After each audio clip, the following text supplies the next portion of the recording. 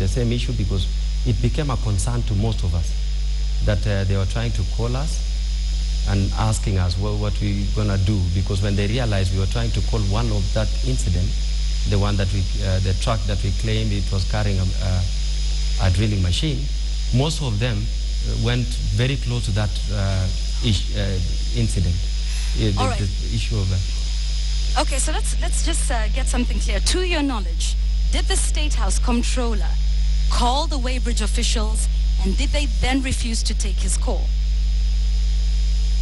I've already talked about it, Yvonne.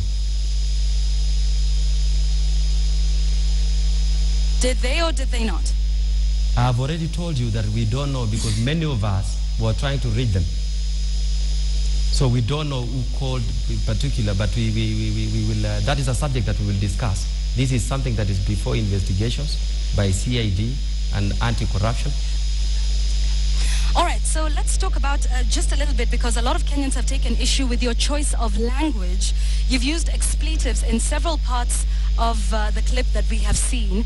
Can you talk a little bit about that, considering that leaders are expected to be held to a higher standard? Could you tell us about your reaction and why the use of certain expletives that seem to have rubbed Kenyans the wrong way? When I go to the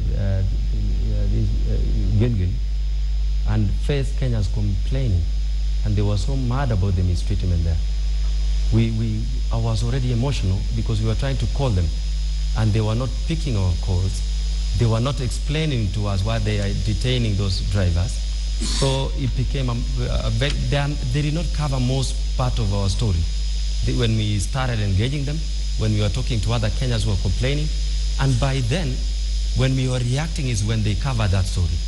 But you need to understand that when you are handling issues with corruption, I've already said you cannot smile with the people who are corrupt, because this is a cartel. This is a group of people who want to finish Kenyans. Like I told you, and I informed you, all the way from Mombasa, Mariakani, to Malava, in our border to Uganda.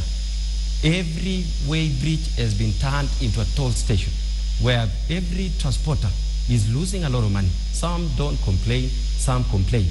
You find even non-governmental organizations who lose a lot of money when they are transporting relief food to areas where they are facing challenges of hunger.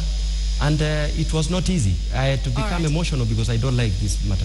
Okay, so you were emotional, and then your choice of words. Anything to say to Kenyans who might have a concern with how you conducted yourself?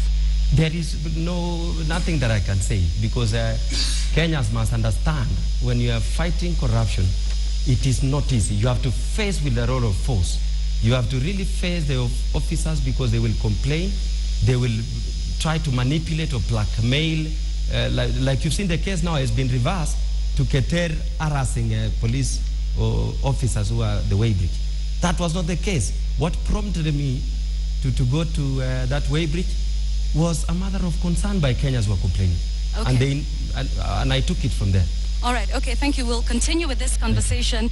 Member of Parliament for Nandi Hills, Alfred Keter, on that video and what it means. We'll continue with that at 9 p.m. So do stay tuned for more of that on KTN Weekend Prime in just about 15 minutes.